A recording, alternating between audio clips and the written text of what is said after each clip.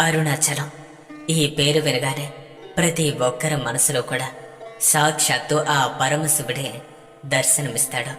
అలాంటి అద్భుతమైనటువంటి పురాణం ఈ పేరులో ఉంది. ఇక అరుణాచలం అంటే గుర్తొచ్చేది అరుణాచల శివ.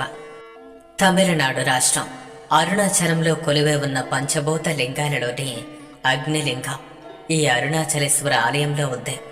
తిరువన్నామలై దక్షిణ భారతంలో వెలిసినటువంటి పంచలింగ క్షేత్రాలలో అగ్నిభూత లింగానికి అరుణాచలేశ్వర ఆలయం ప్రతీక. తమిళనాడులోని తిరువన్నామలై జిల్లాలో ఉంది ఈ క్షేత్రం. తేజోలింగం కనుక దీన్ని అగ్నిక్షేత్రం అంటారు. ఈ దేవాలయం సాక్షాత్తు శివుని ఆజ్ఞ చేత విశ్వకర్మచే నిర్మింపబడిందని, దాని చుట్టూ అరుణమనే పురం ఏర్పాటైందని పురాణాలు తెలుపుతున్నాయి. అరుణాచలం కొండ చుట్టూ ప్రదక్షిణ చేస్తే సాక్షాత్తు శివునికి ప్రదక్షిణ చేసినట్టేనని భక్తుల విశ్వాసం. గిరి ప్రదక్షిణ చేయటానికి వీలుగా చుట్టూ రోడ్డు ఉంది. చెన్నై నుండి 185 కిలోమీటర్ల దూరంలో ఉంది ఈ అరుణాచలేశ్వరాలయం. తిరుపతి నుండి రైలుడు ఈ ఆలయానికి చేరుకోవచ్చు.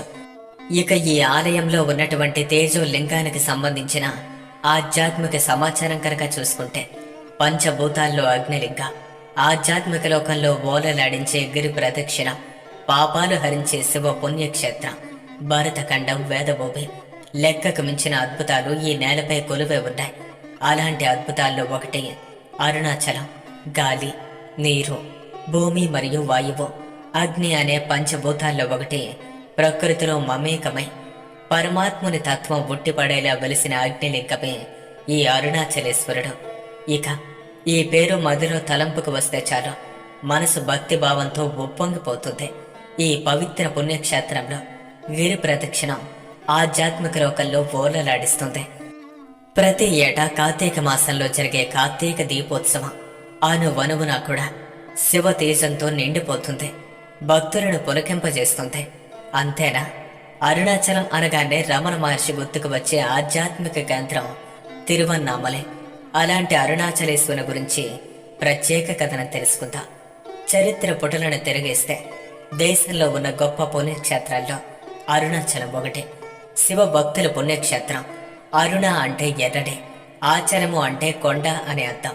అరుణ అంటే పాపములు హరించనిది అనే అర్థం కూడా వస్తుంది. తమిళంలో తిరువన్నామలై అని అంటారు. తిరు అనగా శ్రీ అని, అన్నామలై అనగా పెద్ద కొండ అని అర్థం. ఇక్కడ కొలువై ఉన్న శివుడిని స్మరిస్తే చాలు పుణ్యం వస్తుంది అని చెప్పి భక్తుల యొక్క ప్రగాఢ విశ్వాసం. వేదాలు, పురాణాల్లో కూడా ఈ ఆలయ ప్రస్తావన ప్రముఖంగా కనిపిస్తుంది.